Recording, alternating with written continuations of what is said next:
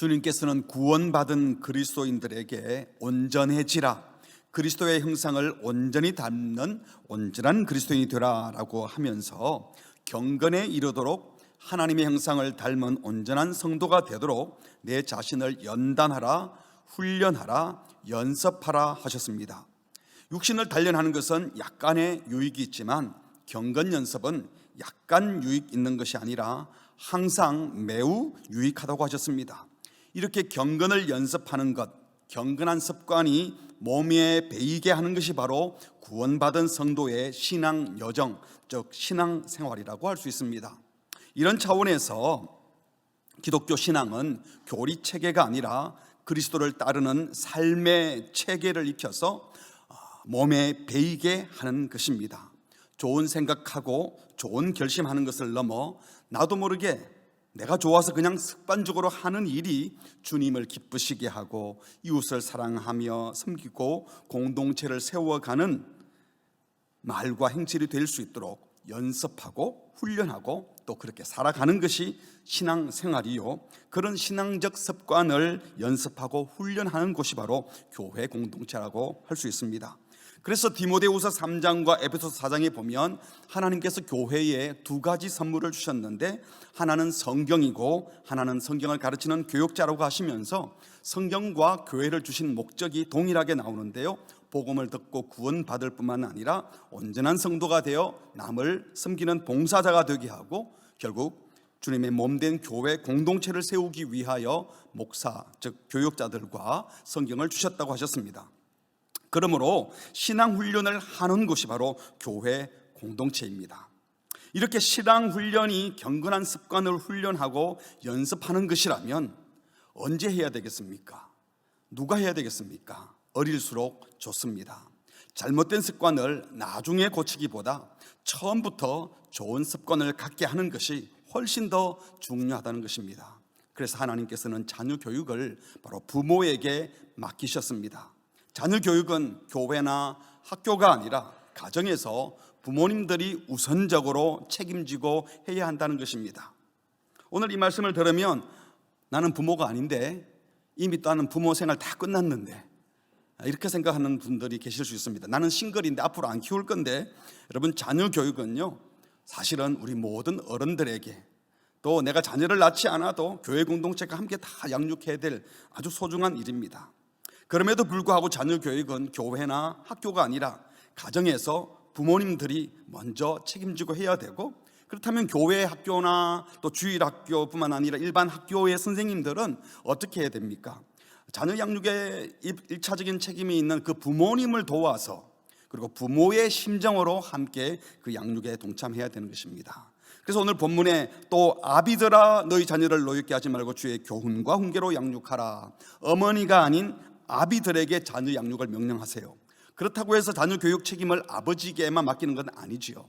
구약 성경에 보면 내 아비의 훈계를 들으며 내 어미의 법을 떠나지 말라, 아비의 명령을 지키며 내 어미의 법을 떠나지 말고, 이렇게 말씀하시지 않습니까? 아버지 어머니 모두에게 자녀 교육을 명령하고 있습니다. 근데 왜 아비들아 라고 오늘 본문에 말씀했을까요? 이것은 성경의 창조 원리를 따라서 가정의 가장인 그 아버지의 책임하에 부모가 자녀를 양육해야 한다라는 말씀인 거죠. 아마도 당시도 요즘처럼 아버지는 경제활동이나 생산활동에만 힘쓰고 어머니만 교육에 신경 썼던 분위기였던 것 같습니다. 요즘도 아버지들 중에서는요, 자녀의 고민이 뭔지, 내 아이가 누구와 가깝게 지내는지, 아픈 곳은 없는지, 큐티는 하는지, 아이의 성품에 별로 관심이 없고 그냥 자기 할 일만 하는 아버지들도 종종 있지요. 그러나 하나님께서 너희 자녀들을 양육하라 라고 하신 것은 자녀 교육을 국가의 학교에 또는 학원에, 교회, 주일학교에 선생님께 맡긴 것이 아니라 부모에게 우선적으로 맡기셨다는 겁니다. 그것도 가정의 가장인 아버지가 책임지고 아내와 함께 부모가 양육해야 한다는 거예요. 그러나 여기서 먼저 생각할 것은요, 성경이 너희 자녀를 이라고 말했다고 해서 자녀를 부모의 소유물처로 생각해서는 안 되는 겁니다. 여기서 너희 자녀들이라고 한 것은요, 자녀가 부모의 소유라는 뜻이 아니라 하나님께서 하나님의 자녀를 부모에게 맡겨주셨어요. 위탁해 주신 겁니다. 그러므로 부모는 내 자녀가 아닌 하나님의 자녀를 내가 위탁받아서 양육한다는 마음으로 내 자녀가 아니기 때문에 조심스럽게 하나님의 자녀인 줄 알고 양육해야 하는 것입니다. 이렇게 생각하면 사실은 내가 낳은 자녀만 내 자녀가 아니라 우리 주변에 있는 모든 자녀들이 다 하나님의 자녀들이에요. 그러므로 내 자녀도 하나님의 자녀인 줄 알고 소중히 양육하고 잘 되도록 키워야 되지만 다른 자녀들도 똑같이 잘 되도록 그런 마음을 가지고 양육할 때 결국은 내 자녀도 잘 되고 함께 모두 하나님의 자녀로 잘 되는 것입니다. 정말 이 자녀들이 하나님의 자녀라면, 그래서 부모님들은요, 내 마음대로 자녀를 대해서는 안 되는 거죠. 하나님의 형상을 가진 소중한 인격체로 하나님의 존귀한 자녀로 알고 대해야 하는 겁니다. 우리의 자녀들의 참 주인은 하나님 아버지이기 때문입니다. 우리 부모는, 엄마 아빠는 모두 다 하나님이 맡겨주신, 위탁해 주신 그 자녀들을 하나님을 대신하여 양육하고 있는 자들입니다. 그래서 자녀를 양육할 때 부모의 가치관, 부모의 생각, 상식으로 가르치지 말고 우리의 생각대로가 아니라 주의 교양과 훈계로 양육해야 한다는 겁니다. 4절 말씀에 아비들아 너희 자녀를 노엽게 하지 말고 오직 주의 교훈과 훈계로 양육하라 라고 하셨습니다. 간혹 부모님들 가운데 내 아이 내가 알아서 키울 테니까 좀 가만히 계세요, 내 아이 내가 알아서 키운다? 여러분, 이런 말도 조심해야 합니다. 부모는 우리에게 귀한 자녀를 맡겨주신 우리 자녀의 참 주인이요 진짜 아버지이신 그 하나님의 뜻을 묻고 하나님이 원하시는 방법으로 내가 생각하는 온전한 사람이 아닌 하나님의 온전한 사람으로 훈육시켜야 하는 겁니다. 우리 자녀들은 학교 공부를 통해서만 배우는 게 아니에요. 학교 공부는요, 그 많은 교육 중에 아주 지극히 작은 일부일 뿐입니다. 우리 자녀들이 정말 복된 인생이 되게 하려면 학교에서 공부 잘하는 아이가 아니라 주의 교양과 훈계로 양육해야 합니다. 어떤 부모님들은 자녀 교육을 그냥 국가교육부에서 만들어둔 커리큘럼을 따라 더 좋은 상급 학교에 진학하고 그리고 세상이 만들어준 이 기준을 따라서 높은 정상에 올라가면, 그래서 돈 잘 벌 수 있는 힘 있는 자리에 가게 하면 그게 교육에 성공했다고 생각하고, 그래서 그 뒷바라지 해주는 게 마치 교육의 의무를 다하는 것처럼 생각하는데요, 이건 정말 큰 오해를 하고 있는 것입니다. 자녀는 세상이 만들어둔 기준대로도 아니고 교육부의 커리큘럼이 아니라 부모 마음대로 키울 것이 아니라 우리 아이들의 참 주인이신, 참 아버지이신 하나님의 말씀으로 주의 교양과 훈계로 양육해야 되는 줄 믿습니다. 그렇다면 주의 교양과 훈계로 자녀를 양육한다는 게 어떻게 하는 걸까요? 이것은 한마디로 말하면 성경을 가르치라는 것입니다. 성경을 가르치라는 것은 문자적으로 성경을 많이 읽히고 또 성경을 많이 암송하기만 하면 되는 것이 아니라 성경적인 세계관을 심어주고 성경적인 세계관을 가진 자녀로, 성경적 가치관을 가진 자녀로 전인을 교육하라는 것입니다. 신명기 6장에 보면 오늘 내가 네게 명하는 이 말씀은 무슨 말씀이겠어요? 하나님의 말씀이죠. 하나님이 말씀하시는 하나님의 말씀을 너는 마음에 새기고, 너가 누구겠습니까? 부모죠. 부모가 먼저 하나님의 말씀을 마음에 깊이 받아들이고 마음에 새기고, 그리고 난 다음에 자녀에게 부지런히 가르치는데, 언제요? 집에 앉았을 때든지 길을 갈 때든지, 집 안이든 집 밖이든, 누워있을 때든지 일어날 때든지 모든 순간순간에 이 말씀을 강론할 것이요 설교하라는 것이 아니라 매 순간 하나님의 말씀의 가치 기준을 가지고 훈계하라는 겁니다. 너는 또 그것을 내 손목에 메어 기호를 삼고 미간에 붙여 표를 삼으라. 손으로 하는 일, 발로 하는 일, 우리 눈빛으로, 얼굴빛으로 하는 모든 것 말씀의 기준이 되게 하고, 또 내 집 문설주와 바깥 문에 기록할지니라. 무슨 말입니까? 한마디로 우리 몸과 마음, 삶의 모든 순간 우리 말과 행실, 손으로 발로 하는 것, 눈빛까지도 말씀을 지켜 행하는 것이 습관이도록, 그 말씀의 가치가 우리 몸에 배이도록 연습시키라는 겁니다. 디모데후서 3장에 보니까 모든 성경은 하나님의 감동으로 되었다 하면서 교훈, 책망, 바르게 함, 의로 교육하는 데 유익한 것, 그게 바로 성경 말씀이라는 거예요. 이 성경 말씀이 하나님의 사람으로 온전하게 하고 모든 선한 일을 행할 능력을 갖추게 한다라고 했어요. 그래서 교훈, 책망, 바르게 함, 의로 교육하기 유익한 그 성경을 읽어주고 그 말씀의 뜻을 일러주고 그 말씀의 가치로 살아가는 연습을 시키는 것이 최고의 교육이라는 것입니다. 이런 차원에서 모든 부모는, 모든 어른들은 성경 교사가 되어야 합니다. 우리 모두가 전문적인 성경 해석가가 될 수는 없지만 우리가 자녀들 앞에서 대화하거나 행동을 결정하고 판단할 때 성경 말씀의 가치를 알려주고 확인시켜주고 그 말씀대로 사는 것은 구체적으로 어떤 것인지 우리가 분별해 줄 수 있어야 된다는 겁니다. 분별해주고 가르쳐주고 그 다음에 점검하고 확인하고 연습시켜야 된다는 거예요. 이걸 누가 할 수 있겠습니까?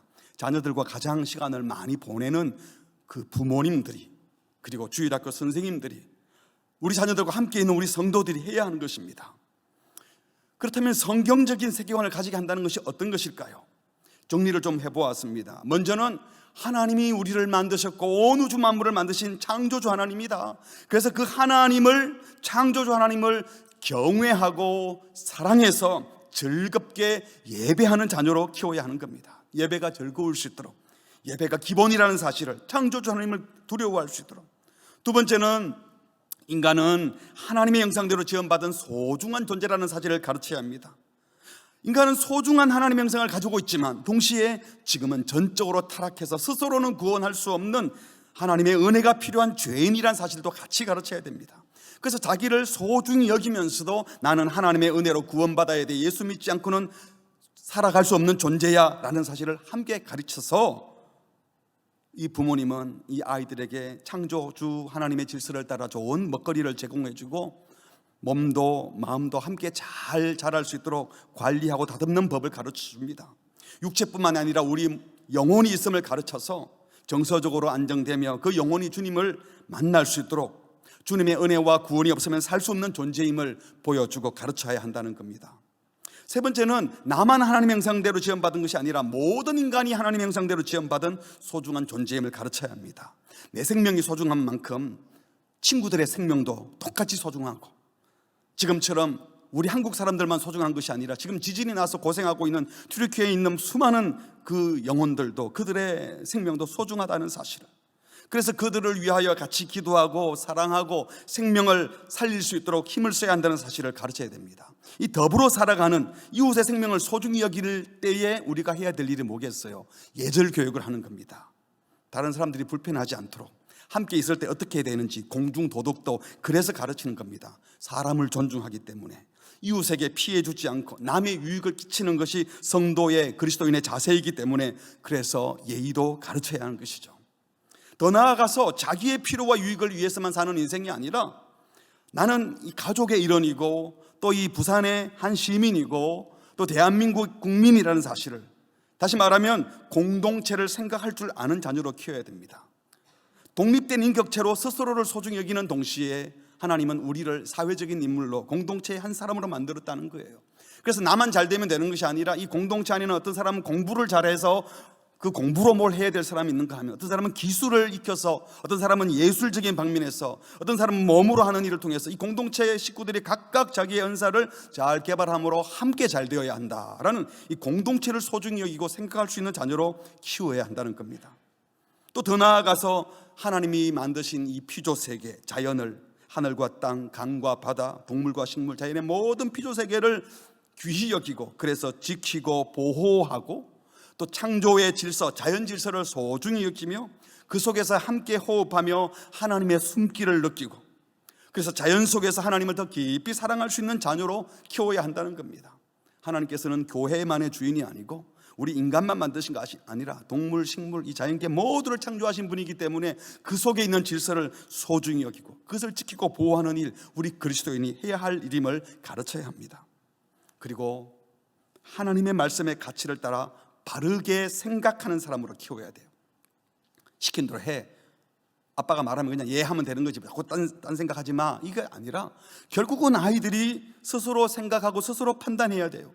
그래서 질문을 던지고 어떻게 하면 좋겠니? 너 이번에 이렇게 했는데 어떻게 하는 게 더 좋은 길이겠니? 하나님은 뭘 기뻐하시겠니?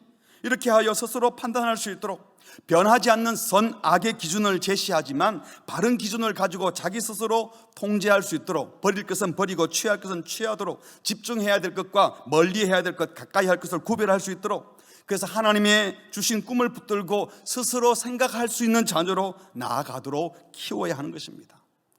그냥 시킨 대로 해 하는 것은 쉬울지 모르지만 그러나 그것은 잘하게 하는 것이 아니기 때문입니다. 여러분, 이런 것들은요, 학교 교과서를 통해서, 학원에서 시험 점수로는 절대로 얻어낼 수 없습니다.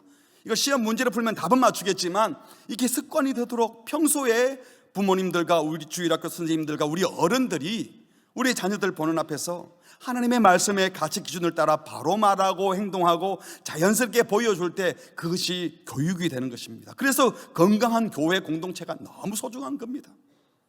그런 환경을 우리가 만들어주는 것이죠.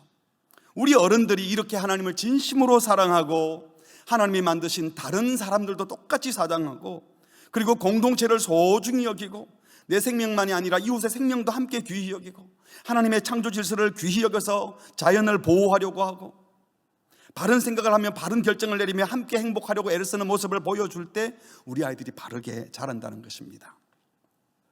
고등학교 1학년 아들이 있었어요. 아버지가 장로, 어머니가 권사님이었고 어릴 때부터 신앙교육을 잘 받아서 교회 생활도 잘했고 학교 생활도 너무 잘했습니다. 중학교 때 맨날 1등해서 부모님들이 아들에게 정말 고마워했어요. 예배도 잘 드리는데 공부까지 잘하니까요.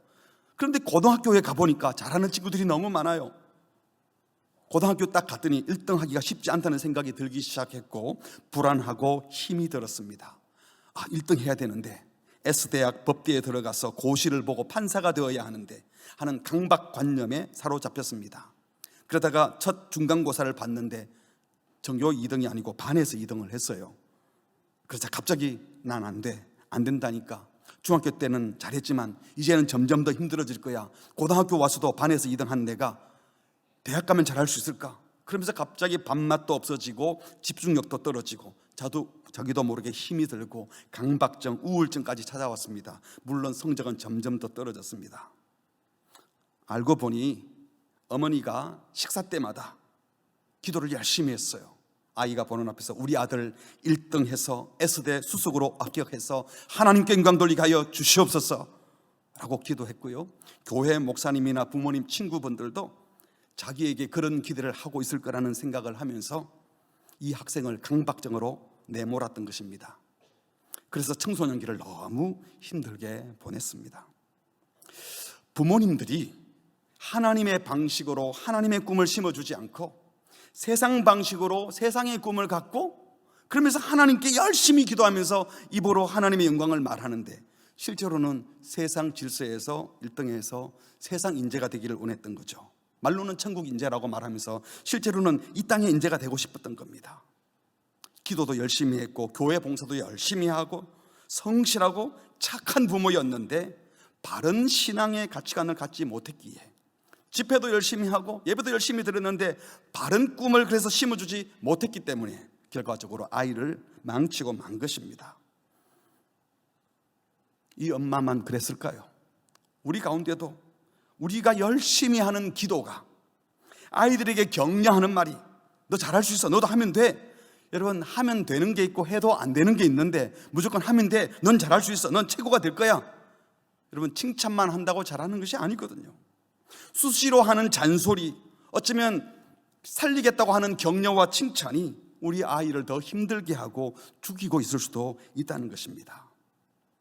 사랑하는 성도 여러분, 다른 사람들이 아무리 뭐라고 해도 밖에서 아무리 무슨 소리를 들어도 부모님만 바른 판단을 하면서 바른 후원자가 되어주고 제대로 지원자가 되어주면 우리 자녀들은 바른 길을 걸어갈 수 있으리라 믿습니다. 그렇다면 부모는 자녀를 어떻게 가르쳐야 할까요? 첫 번째로 자녀들을 존중해 주셔야 합니다. 존중해 주면 존중받은 사람이 다른 사람도 존중할 줄 아는 사람이 됩니다. 여러분, 여기서 중요한 것은요, 부모가 많이 가르쳐 주면 잘 배울 거다, 이거 오해입니다. 많이 들으면 배울까요? 에베소 6장 4절 오늘 말씀에 또 아비들아 너희 자녀를 노엽게 하지 말라, 쉽게 말하면 스트레스 받게 하지 말라라는 말이에요. 뭘 자꾸 많이 가르치려고 하지 말라는 말이기도 합니다. 괜히 잘못 가르쳐서 말 많이 하니까 화나게 하는 거예요. 가만두면 뭐 노여워지겠어요? 아이들 열받게 하지 말라는 거예요. 아이들 마음 상태도 제대로 모르면서 함부로 많이 말해서 폭발시키지 말라는 겁니다. 아이들도 다 보고 듣고 있는데 윽박지르거나 협박하거나 거짓으로 잘못을 가르쳐서 칭찬한다고 했지만 잘못된 칭찬을 해서 아이들 힘들게 열받게 속상하게 하지 말라는 거예요. 이 말씀을 다른 말로 하면 아이들을 있는 그대로 진실로 소중히 여겨라. 그래서 자기도 소중히 여기지만 다른 사람도 소중히 여길 수 있는 사람으로 양육하라는 거예요. 네 종류의 사람이 있다고 합니다. 첫 번째는 자기는 늘 옳고 남이 항상 잘못됐다고 하는 사람이에요. 성격 이상자죠. 의외로 목사님들 가운데 이런 사람들이 많습니다. 저 같은 사람도 한 곳에 오랫동안 20년 가까이 목회하다 보니까 눈에 많이 들어오고 많이 보이니까 자꾸 판단해요. 교회도 어른들 가운데 또 지도자들 가운데 특별히 엄한 선생님들 중에 자기에게 엄한 사람이요 남들에게도 막 엄하게 하면서 자꾸 지적하고 자기는 늘 옳다고 생각하니까 남만 지적하다가 보니까 이런 성격 이상자가 되는 거예요. 그런가 하면 다른 사람은 다 잘하는데 자기만 늘 틀리고 자기만 넌 잘못됐다고 생각하는 사람들도 있습니다. 이건 겸손한 게 아니라 어쩌면 신경쇠약에 걸린 겁니다. 우울증에 걸릴 수도 있습니다. 여러분, 만약 사춘기의 아이가 부모에게 100% 순종만 한다면 네 그렇게 하겠습니다. 이거 약간 문제 있는 거예요. 사춘기에는 때로는 반항도 하고 화도 내고, 왜냐하면 아이가 성숙하지 못했기 때문에 부모의 말이 이해가 안 되면 왜 그래야 돼요? 이렇게 따지기도 하고 그래야 되는 겁니다. 그게 정상이에요. 그렇게 하다가 생각을 고쳐나가는 거예요. 만약에 아내들 가운데 남편이 말하는데 100% 순종만 하고 남편 앞에서 이쁜 것도 못하고 무조건 기계처럼 네 해야 할 수밖에 없는 상황에 놓인 분들 계시죠. 그런 경우도 여러분, 내가 다 틀린 게 아니다 라고 생각하세요. 나도 소중한 존재이고 나도 때때로 바른 생각을 할 수 있다 이렇게 생각을 해야 되지, 나는 맨날 틀렸다 이렇게 생각하는 것이 잘하는 게 아닙니다. 여러분도 소중합니다. 그런가 하면 어떤 사람은 나도 틀리고 니도 틀리고 다 틀렸다, 세상 비관자죠. 교회 안에 그래요. 나도 죄인 너도 죄인 우리 모두 죄인, 인간들이 하는 게 다 그렇지 뭐, 교회가 원래 그렇지 뭐. 여러분, 기본적으로 교회에 오는 사람들은 다 대부분 이 세 가지 부류에 속해요. 문제가 있으니까 여기 나온 거 아닙니까? 잘 사는 분이 여기 왔겠어요? 뭔가 문제가 있어서 다 와 있어요. 우리가 예수 믿고 구원받아도, 은혜를 받았다 하더라도 이런 잘못된 가치관에 사로잡혀 있던 분들이 기도의 능력을 받고 성령을 체험하고 그래도 이게 한꺼번에 안 바뀌는 겁니다. 그래서 여전히 문제가 있기 때문에 교회 안에 또 모이면 문제가 생기는 거예요. 건강한 사람은 어떤 사람이겠습니까? 나도 맞고 너도 맞다, 나도 부분적으로 옳고 너도 부분적으로 옳아, 나도 틀릴 수 있고 너도 틀릴 수 있어. 이런 사람은 서로 존경합니다. 이해가 안 되는 일이 생기고 짜증나는 일이 발생할 때 뭐야 왜 그래 이런 화부터 날 것이 아니라 사람들이 그럴 수도 있지, 나는 이렇게 생각했는데 저분은 저렇게 생각하구나, 이런 여유가 있어야 된다는 거예요. 성령 충만함이 이런 영적 성숙함으로 가지 않은 상태가 되면 그것은 진짜 충만한 것이 아니라 어쩌면 성숙하지 않았는데 은사 많이 받고 성령 충만하다 이렇게 떠들고 다니면요, 남을 더 피곤하게 하고 문제 만들 수도 있습니다. 예를 들어서 만일 여러분의 자녀가 밖에서 다른 아이하고 싸우고 왔어요. 보통 그때 어떻게 하십니까? 내 자녀가 다른 아이에게 피해를 당하고 맞고 손해를 보고 왔어요. 심지어 내 아이가 다른 부모에게 막 혼나고 있어요. 그럴 때 어떻게 해야 될까요? 성격 이상자는요, 내 아이가 무조건 옳다고 생각합니다. 왜 가만히 있는 애 우리 알아보지도 않고 왜 그러세요? 우리 아이가 뭘 잘못했다고. 이런 건 성격 이상자입니다. 또 신경쇠약자는 아유 저놈이 또 사고쳤구나, 하여튼 내 새끼가 문제야 하면서 내 아이만 무조건 또 야당치는 것, 이것도 잘못된 거죠. 그런가 하면 하여튼 요즘 애들은 다 그래, 내 아이나 네 아이나 다 틀렸어, 모두 다 야단칩니다. 그냥 대놓고 확인도 안 하고. 세상 비관자들이죠. 그러나 건강한 분들은 어떻게 할까요? 사실이 뭔지 들어보는 겁니다. 왜 우니? 뭐가 힘드니? 뭐 때문에 그래? 엄마가 어떻게 도와주면 좋을까? 아빠가 어떻게 할까? 그래서 내 아이가 어떤 상황에서 그런지 들어보고, 그러나 또 필요하다면 상대 아이도 또 오해받거나 속상한 일이 있을 수 있으니까 또 들어주고, 그리고 분별하고, 내 아이에게 잘못된 것은 야단을 치지만 그러나 또 오해받는 것은 풀어주고, 저쪽 아이에도 또 뭐가 잘못됐는지 필요하면 들어주고, 이렇게 하는 것이 건강한 사람입니다.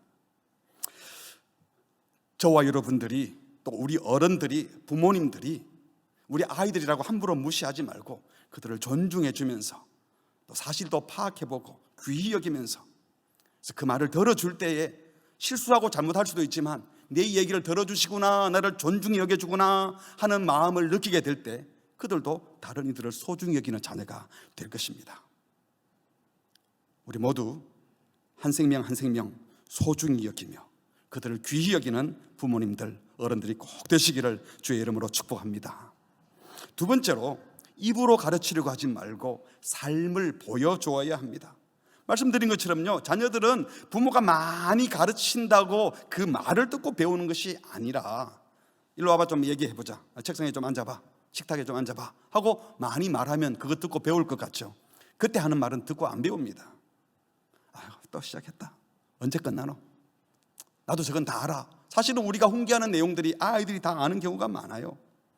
오히려 그 식탁에 앉아서 눈 뜨고 하는 이야기보다 부모가 지나가면서 하는 말, 평소에 하는 언어 습관, 행동 양식을 보고 듣고 가르치지 않았는데 배웁니다. 늘 부모와 함께 지내는 자녀의 눈에 아빠가 말 안 해도, 또는 엄마가 말은 저렇게 해도 진짜 아빠 생각이 뭔지, 진짜 엄마의 생각이 뭔지 다 안다는 겁니다. 입으로 잔소리하고 꾸중했던 말이 우리 자녀를 변화시키는 것이 아니라 부모가 늘 하는 생활 양식, 언어 습관, 또 중요한 일이 있을 때 판단하고 결정하는 그 모습을 지나가는 우리 아이들이 다 보고 있어요. 그게 그 아이들을 교육하고 그들을 변화시킨다는 겁니다. 그 속에 진짜 부모의 생각이 담겨 있고, 그런 일들 속에, 지나가는 일들 속에 그 부모의 가치관이 드러나기 때문입니다. 그래서 진정한 자녀 교육은, 어떤 분은 그래요, 입으로 하는 것이 아니라 등으로, 백으로 하는 거라고. 눈 보고 입으로 하는 말을 가지고 배우는 것이 아니라 뒷모습을 보고, 그래서 말로 가르치지 말고 등으로 가르쳐라, 삶을 보여주어라 라고 말씀하기도 하는 겁니다. 그리고 우리 무엇보다도 반복되는 가르침과 보여주고 따라하게 하는 훈련이 필요한데, 이것은요, 훈련 프로그램 짜놓고만 하는 것이 아니라 진실로 부모가 그런 신앙 습관이 들어서 그것을 당연하게 받아들이게 할 때 교육이 되는 것입니다. 문제는요, 우리 부모님들이, 어른들이 자기가 어떻게 하고 있는지를 잘 모른다는 거예요. 자기가 자기 성품을 잘 모르기 때문에 내가 객관적으로 봐도 괜찮은 엄마야, 아빠야 이렇게 생각하는데, 남들이 보면 한쪽으로 치우쳤을 경우가 많이 있습니다. 부모의 인격이 다듬어지지 않고 부모가 하나님의 말씀으로 훈련되지 않은 상태에서 절대로 우리는 바른 자녀 교육을 할 수가 없습니다. 하나님의 말씀으로 부모가 잘 훈련받아 천국의 질서, 천국의 가치관에 익숙해져 있어야 우리 자녀들이 천국 인재로 자라는 거예요. 입으로는 천국 인재를 키운다고 말하지만 사실은 우리가 세속 가치에 쩔어 있으면 세속적인 인재, 세상 인재 되기를 바라는 것 아닙니까? 아이들은 우리의 뒷모습, 흘러가는 모습을 보고 있어요. 말로는 1등 하는 것보다도 열심히 하는 게 더 중요해, 너무 자꾸 비교하려고 하지 말고 열심히 하면 돼 라고 했어요. 그런데 어느 날 열심히 안 했는데 어쩌다가 성적이 잘 나왔다고 아들이 와서 말할 때, 엄마 아빠가 너무 해해 좋아하는 부모의 모습을 보여주면, 야, 너 열심히 안 했는데 성적 나온 거 가지고 너무 좋아하지 마, 열심히 하는 게 중요해 이래야 되는데, 아유 어떻게 잘했네 이래버리면 다 끝나는 겁니다. 돈 많이 버는 것이 중요한 게 아니고 하나님을 잘 섬기고 예배하고 마음의 평안과 영혼의 평안을 얻는 게 훨씬 더 중요해 라고 해놓고는 어쩌다가 돈 조금 잃으면, 돈 없어지면 불안해하고, 어쩌다가 부당한 돈이 생기면 휘죽휘죽 웃으면서 좋아하는 부모의 모습을 보여주면 앞에서 했던 말은 다 무의로 돌아가는 것입니다. 그리고 한 번도 아이들이 부모를 통해서 마음의 평안, 영혼의 평안을 누리는 모습을 본 적이 없다면, 한 번도 엄마 아빠가 예배하며 감격하고 눈물 흘리며 감사하는 것을 보여주지 못한다면, 우리 엄마 아빠가 좋아하는 것은 결국은 돈이구나 라고 가르치게 되지 않겠습니까? 자녀들을 바로 양육하고 바로 가르치기 위해서라도 우리 깊은 내면, 우리 속에 진짜 속 사람이 변화되어야 합니다. 그러기 위해서 우리는 말씀으로 계속 훈련받고 성도들과의 만남 속에서 속으로 반해서 구체적으로 내 약점이 무엇인지, 드러나는 부족한 성품이 어떤 것인지 자꾸 고쳐 나가야 됩니다. 계속하여 변화를 추구하지 않으면요, 아무리 나이가 들어도 저절로 성숙할 수 없어요. 여러분, 죄송한 말씀이지만 우리 주변에 나이가 70, 80대니까 다 성숙한 어른이든가요? 여전히 미숙한 어린이 상태로 있을 수 있다는 거예요. 우리 부모가, 우리 어른들이 계속 자라야 합니다. 건강한 생각을 해야 합니다. 그래야 올바른 자녀 교육을 할 수 있는 겁니다. 자녀 교육 잘하기 위해서라도 가르치는 기술, 교육학책 뒤적거리기보다 우리 어른들이 성숙한 부모, 성품 좋은 어른이 되는 것을 목표하시기 바랍니다. 어른들이 되었는데 변하지 않고 자기 기준만 가지고 경험 많이 했다고 그렇게 하는 거 아니야. 조금만 예절 없다고 기분 나쁘다고 꼰대 노인 되시면요, 아무것도 안 배웁니다. 어른들하고 말 안 통한다 이러고 마음 문을 닫아버릴 거예요. 겸손하게 배우라고 말할 게 아니라 우리가 겸손하게 계속 배우고 우리가 잘하는 모습을 아이들에게 보여주는 게, 성숙한 어른들은 저러시구나, 나이가 저렇게 드셨는데도 계속 배우려고 하시고 우리 이야기를 들어주려고 하시는구나 하면서 그들도 어른이 되는 겁니다. 바라기는 여러분, 나이 많은 노인이 되지 마시고 성숙한 어른이 되시기를 주의 이름으로 축복합니다. 그런데 여기서 우리가 놓치지 말아야 될 것은요, 가정의 기본, 가정의 핵심은 부모 자녀 관계가 아니라 부부 관계라는 겁니다. 그런데 많은 가정들이 부부 관계는 소홀히 하고 자녀의 공부와 성공에만 몰두하고 부부 관계는 어려워지는 경우가 있어요. 가정의 출발은 자녀가 아니라 부부여야 하는데 어른들이, 가족들이 서로 존중하고 서로 사랑하는 모습은 안 보여주고 자녀 교육을 핑계 삼아서 그냥 계속 경쟁하고 비교하고 잘하라고만 한다면 자녀들이 잘 자랄 수가 없습니다. 그래서 세 번째로, 자녀 교육은요, 부모가, 우리 어른들이 서로 존중하고 서로 사랑하고 서로 섬기는 모습을 보여줘야 됩니다.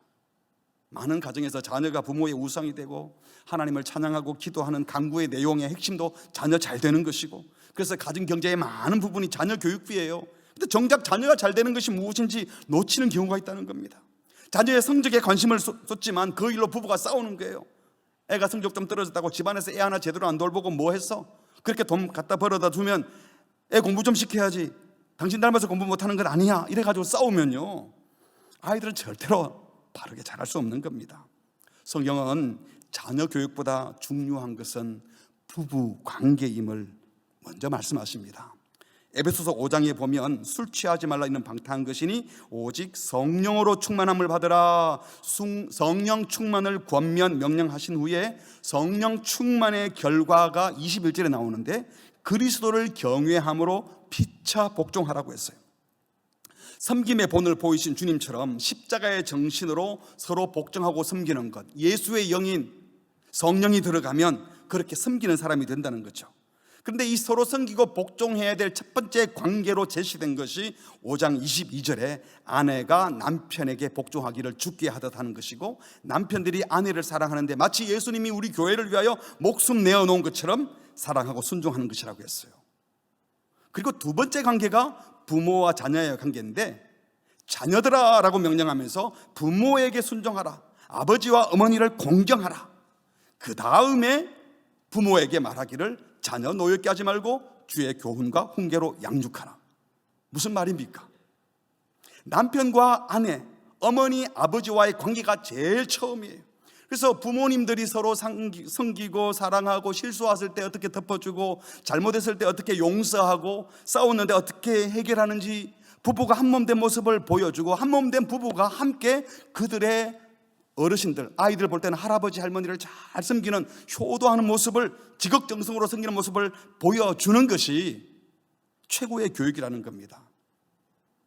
그러니까 부모가 자녀에게 뭘 많이 가르쳐 주려고 하지 말고 부부가, 엄마 아빠가 서로 사랑하고 존경하는 모습을 아이들이 보는 앞에서 보여주고, 아이들이 보는 앞에서 명절에 할아버지 할머니를 찾아갈 때 즐거운 모습으로 어른들에게 인사하러 가는 것을 보여주고, 그럴 때 자녀들은 부모의 말을 듣고 배우는 것이 아니라 부부가 서로 사랑하는 모습을 보고, 엄마 아빠가 할아버지 할머니를 섬기는 모습을 보고 배우게 된다는 것입니다.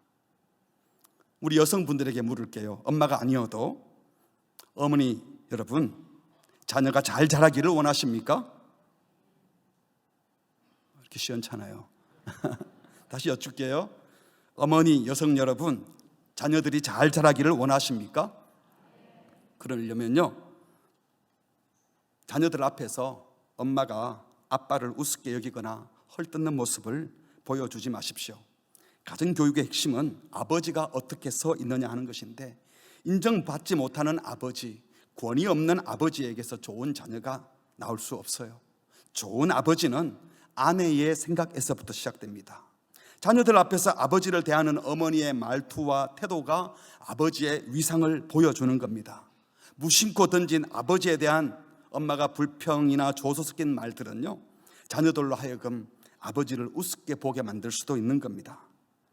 그러나 진심으로 아내가 남편을 사랑하고 존경하는 모습을 자녀들이 본다면 그것만으로도 아버지의 권위가 살아날 겁니다. 누가 그래요? 지혜로운 아내는 좋은 남편을 만족시키지만 지혜로운 아내는 나쁜 남편이 침묵하게 만든대요.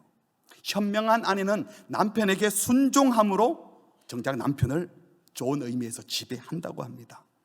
아내의 남편 공경이 좋은 아버지를 만드는 척경입니다. 만일 아이들이 아버지가 안 계시다면 하나님 아버지가 진짜 우리 아버지임을 소개해 주시고, 어머니가 그 빈자리를 채워야 하지만 함께 양육할 아버지가 만약에 계신다면 아버지의 위치를 지켜주시고 함께 하나님 아버지를 숨기는 우리 어머니들이 되기를 바랍니다.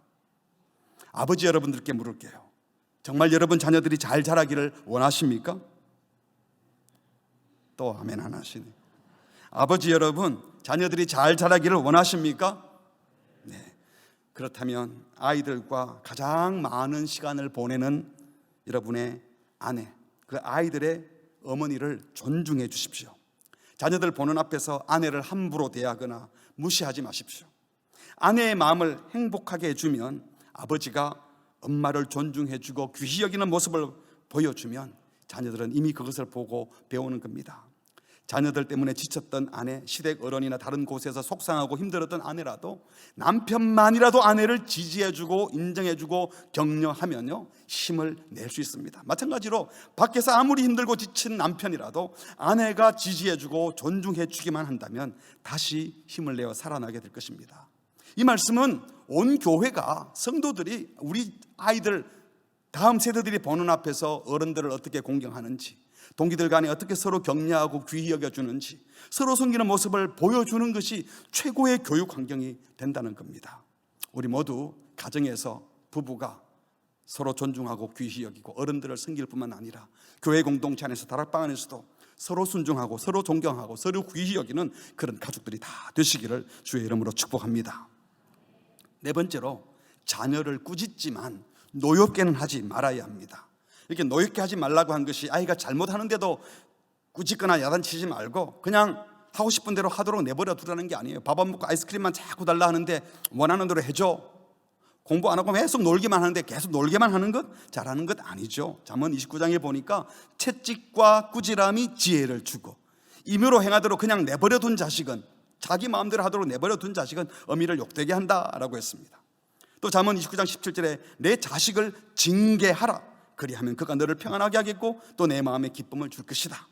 분명 성경은 미련한 아이에게 회초리를 들어서라도 고쳐주고 훈계하라, 꾸짖으라 말씀하셨어요. 부모의 역할은 바른 길을 제시하고 보여주는 겁니다. 아무리 어렵고 힘든 짐이어도 자녀에게 복이 된다고 확신하는 진리의 말씀을 따른다면 그 짐을 지게 해야 돼요. 아유, 피곤하면 집에서 자, 예배 안 드려도 돼, 이럴 수 없잖아요. 자녀를 노엽게 하지 말라고 하는 것은 자녀의 형편을 몰라주고 오해해서 분노케 하는 말이나 행동을 하지 말라는 겁니다. 다른 말로 하면 아이가 감당할 수 없는, 아이가 아주 어린데 너무 엄격한 훈련을 하지 말라는 것이요. 또 아이가 이해하지 못하는 비합리적인 말을 해가지고 아이로 헷갈리게 하지 말라는 거예요. 설명도 하지 않고 건의를 남용해서 무조건 시킨 대로 해, 이런 것을 하지 말라는 것이 노엽게 하지 말라는 것입니다. 노엽게 하지 않는 것은 물론 정당한 가르침이라도 사실은 지시하고 수정하고 고쳐주는 것 대신에 진짜 우리가 해야 될 것이 있는데, 그것은 바로 우리 자녀들을 적극적으로 축복하는 것입니다. 민수기 6장 22절에 보니까 여호와께서 모세에게 말씀하여 이르시되 아론과 그의 아들들에게 말하여 이르기를, 아론과 그의 아들들은 바로 제사장들을 가리켜요. 그래서 하나님이 모세 보고 지시하기를 제사장들에게 말해라. 그래서 제사장들은 어떻게 합니까? 너희는 이스라엘 자손을 위하여 이렇게 축복하여 이르되, 제사장들 보고 이스라엘 자손을 축복하라고 했어요.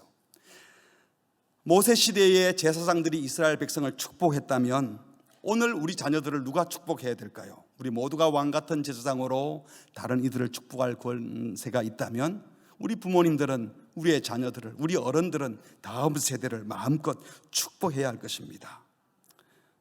어떻게 축복하라고 했습니까? 여호와는 내게 복을 주시고 너를 지키시기를 원하며, 여호와는 그의 얼굴을 내게 비추사 은혜 베푸시기를 원하며, 여호와는 그 얼굴을 내게로 향하여 드사 평강 주시기를 원하노라 할지니라. 누가 복을 주신다는 거예요? 여호와는 복을 주시는 분이란다. 하나님이, 여호와 하나님이 복 주시기를 원하고 하나님이 널 지키기를 바란단다. 하나님이 얼굴 빛을 보여주시고 하나님이 은혜 베푸시고 하나님이 평강 주시기를 원한단다. 27절에 그들은 이같이 내 이름으로, 누구 이름입니까? 하나님의 이름으로 이스라엘 자손에게 축복할지니. 우리 부모님들이 하나님의 이름으로 우리 자녀들을 축복하면 누가 복을 준다고요? 내가가 누구예요? 하나님이 그들에게 복을 주리라. 하나님의 이름으로 자녀들을 축복하면 하나님께서 자녀들에게 복을 주시겠다고 약속하셨습니다. 부모된 여러분, 어른된 여러분, 우리의 자녀들을, 다음 세대들을 축복할 특권이 있습니다. 주님의 권세를 위임받은 자로서, 하나님을 대신하여 하나님의 자녀를 양육하는 자로서 마음껏 축복하는 그 축복권을 사용하시기 바랍니다.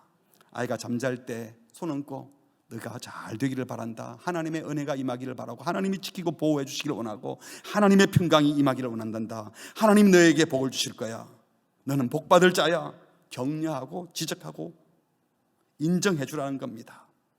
학교 갈 때도 잠깐 불러놓고 하나님이 너에게 복 주기를 원한단다, 하나님이 너에게 은혜와 평강을 주시고 하나님이 너를 지켜주시기를 원한단다, 하나님이 너에게 복을 주실 거야. 지적하고 고쳐주고 야단치는 말보다도 또 시작했다 우리 엄마, 이게 아니라 감사합니다 하고 격려받고 칭찬받고 하나님의 복 빌음을 듣는 자녀들이 되어서 하나님께 복받는 자녀들이 다 되기를 주의 이름으로 축복합니다. 말씀을 맺겠습니다.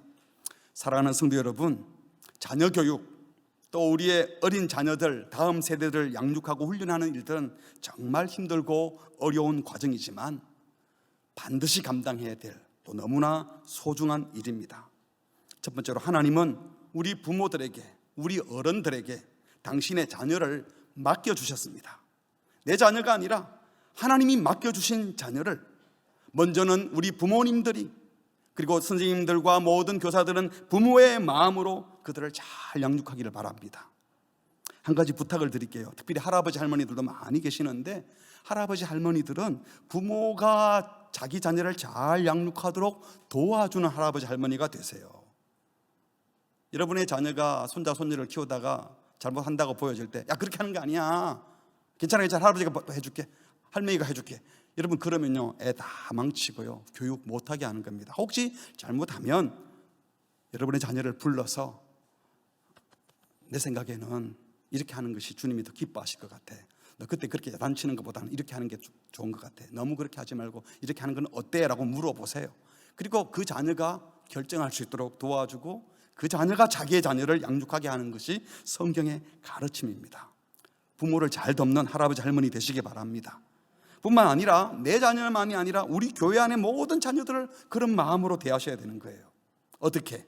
부모의 심정으로, 내 마음대로 키우는 것이 아니라 저들도 소중한 하나님의 자녀이고 하나님이 맡겨주신, 우리 교회에 주신 귀한 선물들인데 그들을 함께 양육할 마음을 먹을 때 내 자녀도, 우리의 자녀들이 모두 다 함께 잘 자라게 될 줄 믿습니다. 두 번째로, 정말 그들이 하나님의 자녀, 주님의 자녀라면 우리 사람들의 생각이 아니라 주의 교양과 훈계로 양육해야 합니다. 세상이 정해둔 공부 잘하는 아이, 좋은 직장에 들어가는 사람이 아니라 하나님을 경외하고 예배하는 아이, 이웃을 사랑하고 자연을 사랑하고 공동체를 귀히 여겨서 말씀의 가치를 가지고 판단하고 평가하고 생각할 수 있는 자녀로 양육해야 하는 것입니다. 세 번째로, 자녀들은 우리가 진중하게 하는 말을 듣고 배우는 것이 아니라 우리의 삶의 뒷모습을 보고 지나가면서 하는 일을 보고 우리가 평소에 결정하고 행동하는 모습을 보고 우리가 웃을 때 우울 때 언제인지를 보고 그들은 자라는 겁니다.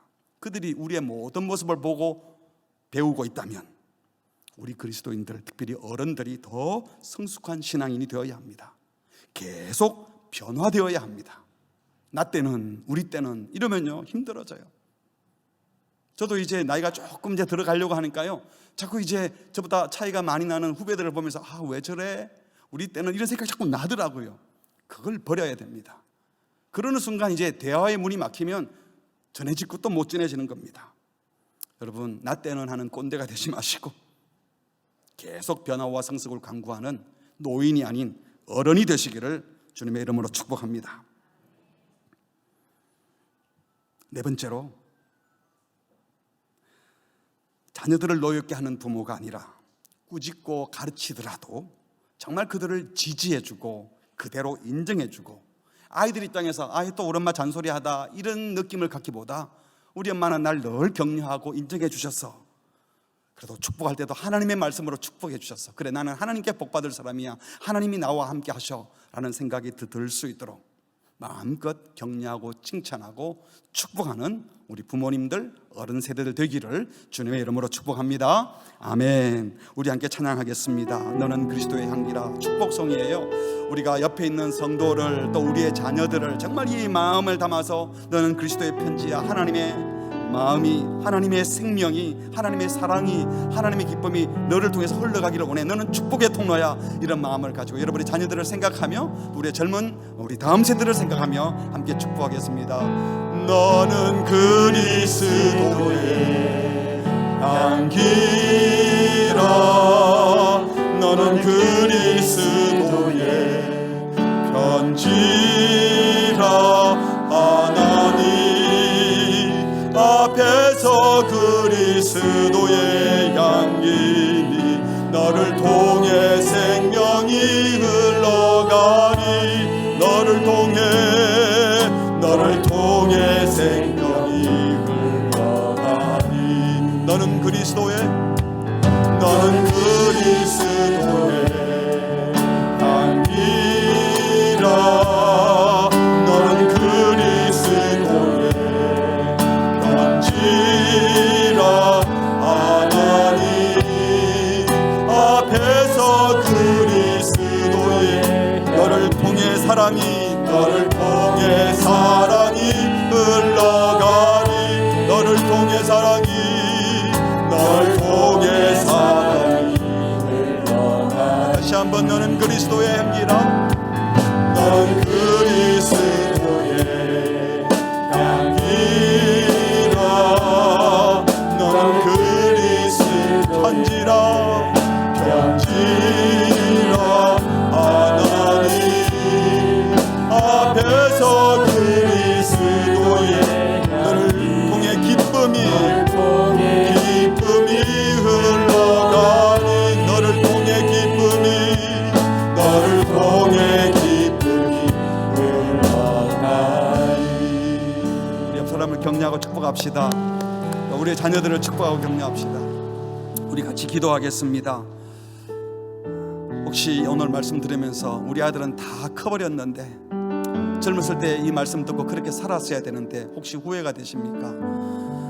늦었다고 생각할 그때가 제일 빠를 때입니다. 지금부터 하셔도 됩니다. 우리 엄마 아빠가 달라지셨네. 어쩌면 나이 든 자녀들도 변화된 우리 부모의 모습을 보고 바뀔 수도 있어요.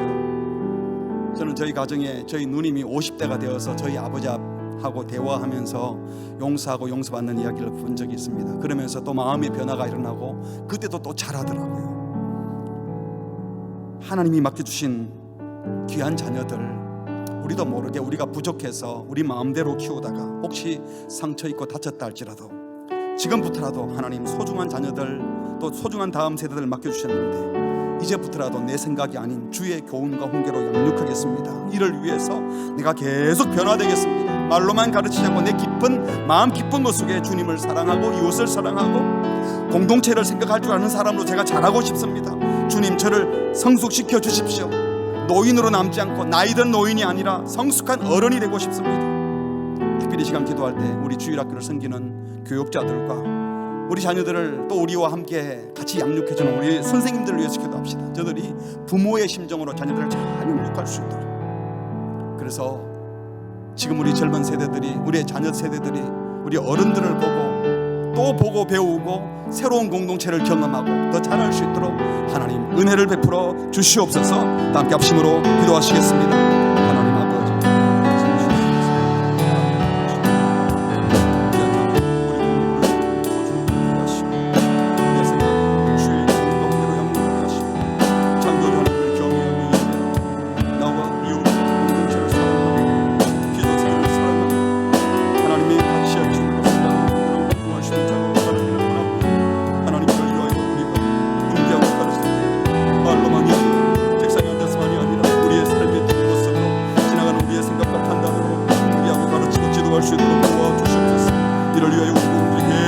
자라게 하여 주시옵소서. 하나님, 나이만 든 노인이 아니라 성숙한 어른이 될 수 있도록 주의 은혜를 베풀어 주시옵소서. 부족함을 고백하고 은혜를 고백하고 주의 도움을 구하는 자들이 되게 하여 주시옵소서. 우리를 대신하여 우리 자녀를 양육하는 우리 부모님 주님께서 진리 참으로 부모의 심정으로 우리를 양육할 수 있도록 하나님, 우리 은혜를 베풀어 주시고 우리 교회 공동체를 다음 세대들을 더 복되게 해주시라. 계속하여 우리 어른들이 참 어른들로 변화되는 은혜를 허락하여 주시옵소서. 주님이 말씀하여 주시고 교회 공동체가 같이 은혜를 허락하여 주시옵소서. 주님, 우리를 복되게 하여 주시옵소서. 하나님 아버지, 우리를 억만 죄악 가운데서 건져주시고 하나님의 큰 은혜를 경험하게 하시니 감사합니다. 은혜를 받았음에도 불구하고, 내가 이렇게 큰 사랑을 받았음에도 불구하고 또 잘못된 옛 습관이 나와서 다른 이들을 무시하고 나와 다른 사람을 존중할 줄 못했던 우리를 용서하여 주시옵소서. 하나님께서 우리에게 은혜를 주실 뿐만 아니라 또 새로운 자녀들, 다음 세대들을 우리에게 허락해 주셨는데 내 자녀가 아닌 하나님의 자녀인 줄 알고 내 자녀뿐만 아니라 이웃의 자녀들도 같이 소중히 여기며 함께 잘 자랄 수 있도록 돕는 자들, 또 그런 환경을 만드는 우리 어른 세대 되게 하여 주시옵소서. 내 자녀가 아니라 주의 자녀인 줄 알고 내 생각과 고집과 내 가치관, 내 세계관이 아닌 하나님의 교훈과 훈계로 성경적인 가치관과 성경적인 세계관으로 우리의 자녀들을 가르치되 책상에 앉혀놓고만 가르치는 것이 아니라 우리의 지나가는 뒷모습과 우리가 수시로 웃고 울고 판단하고 평가하는 모든 일들을 통해서라도 하나님의 뜻이 전달될 수 있도록 우리가 먼저 좋은 습관이 들게 하시고 우리의 내면 깊은 곳이 자라게 하여 주시옵소서. 이제 자랄 만큼 다 자랐다고 주저앉는 것이 아니라 주님 부르시는 그날까지 우리가 계속 변화되고 성숙을 도모함으로 우리 다음 세대들에게도 주님 부르실 때까지 우리도 계속 변화되어야 되구나, 우리의 부모님이, 우리의 어른들이, 할아버지 할머니들도 저렇게 주님을 따라 계속 변화되시는구나 하는 것을 보여줄 수 있는 우리 부모 세대, 어른 세대 되게 하여 주시옵고, 특별히 우리의 자녀들을 우리와 함께 양육하는, 부모의 마음으로 양육하는 주일학교의 모든 선생님들과 교육자들에게 은혜를 베풀어 주셔서 저들이 맡겨주신 자녀, 하나님의 자녀를 잘 양육할 수 있도록 은혜를 베풀어 주시옵소서. 모든 말씀 예수님의 이름으로 기도합니다. 아멘.